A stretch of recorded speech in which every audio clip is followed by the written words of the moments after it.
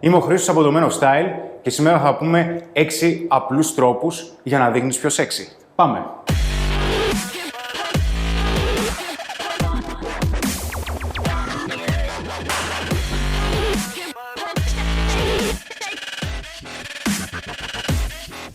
Κύριοι, όλοι κάποια στιγμή έχουμε αναρωτηθεί αν δείχνουμε sexy.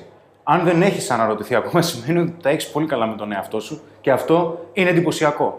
Ωστόσο, σε αυτό το βίντεο δεν θα ήθελα να πω τα βασικά. Δηλαδή, πρόσεξε το κούρεμά σου ή, για παράδειγμα, δυνάτησε. Αν έχεις 2.000% σωματικό λίπος, τότε δεν χρειάζεται να δυνατήσεις για τους άλλους, αλλά κυρίως για την υγεία σου. Ωστόσο, θα ήθελα να ξεκαθαρίσω αρχικά τη διαφορά ανάμεσα του να είσαι ελκυστικός και sexy. Για πάμε να δούμε. Το να είσαι ελκυστικός στηρίζεται κυρίως σε φυσικά χαρακτηριστικά, δηλαδή στην εξωτερική μας εμφάνιση. Τα φυσικά χαρακτηριστικά είναι ένα είδος επικοινωνίας που έχουμε προς το άλλο φύλο και δίνει πληροφορίες για την υγεία και τη γονιμότητά μας.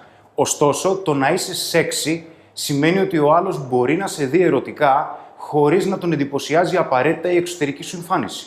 Με απλά λόγια, σημαίνει πως έχεις κάποιες συμπεριφορές οι οποίες εντυπωσιάζουν ή ελκύουν το άλλο φύλο, χωρίς απαραίτητα να έχεις μια εντυπωσιακή εξωτερική εμφάνιση. Ο πρώτος τρόπος είναι να φροντίζεις τον εαυτό σου. Και σε αυτό το σημείο δεν θέλω να πω να γυμνάζεσαι, να προσέχεις το στυλ σου.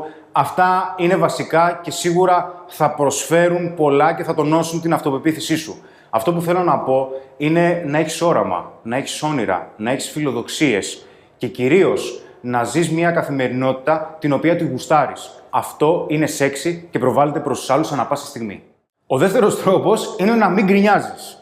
Κανείς δεν θέλει να μιλήσει με κάποιον ο οποίος συνεχώς τονίζει τα αρνητικά της κάθε κατάστασης. Οι θετικοί άνθρωποι είναι sexy γιατί πολύ απλά μας κάνουν να αισθανόμαστε καλύτερα και με την κατάσταση αλλά κυρίως με τον εαυτό μας. Είναι δραστήριοι και τους αρέσει να επικοινωνούν με τους άλλους γιατί είναι διασκεδαστικό. Μην ξεχνάς να χαμογελάς και μην ξεχνάς όταν μιλάς με τους άλλους να τους κοιτάς στα μάτια σαν να είναι το πιο σημαντικό άτομο της ζωής σου εκείνη τη στιγμή. Ο τρίτος τρόπος είναι να είσαι αποφασιστικός. Προσωπικά για μένα, ένα sexy χαρακτηριστικό είναι να ξέρεις τι θέλεις και να το διεκδικείς. Σημαίνει να μην φοβάσαι να ρισκάρεις για να κάνεις τα πράγματα καλύτερα, αλλά και όταν χρειάζεται να μπαίνεις στην πρώτη γραμμή και να δημιουργήσεις αλλαγές. Ο τέταρτος τρόπος είναι προσοχή στην ομιλία σου. Μην μιλάς ακατάπαυστα.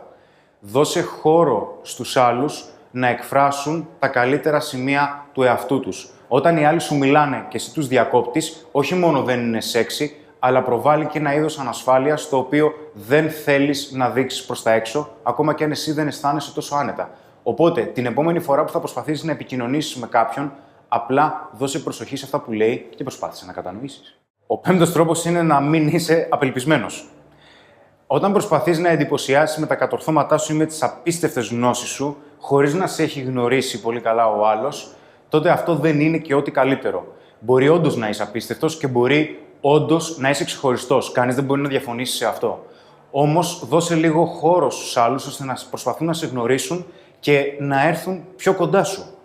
Όταν κυνηγάς την αποδοχή μόνο και μόνο για να αισθανθείς εσύ καλύτερα με την κατάσταση, τότε αυτό δεν είναι και τόσο sexy. Ο έκτος τρόπος είναι η τέχνη της ευγένειας. Η ευγένεια είναι ένα είδος γενεοδωρίας που προσφέρουμε στους άλλους και μπορεί με ένα απλό χαμόγελο και ένα ευχαριστώ να τους αλλάξουμε ολόκληρη την καθημερινότητα.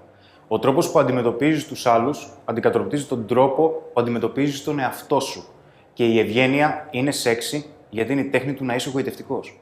Κλείνοντας το σημερινό βίντεο, θα ήθελα να σου πω την προσωπική μου άποψη για το τι σημαίνει sexy. Sexy για μένα είναι ένας άνθρωπος ο οποίος δουλεύει με τον εαυτό του, τις ανασφάλειές του, τους φόβους του και προσπαθεί συνεχώς να κάνει ακόμα πιο ξεχωριστή την καθημερινότητά του.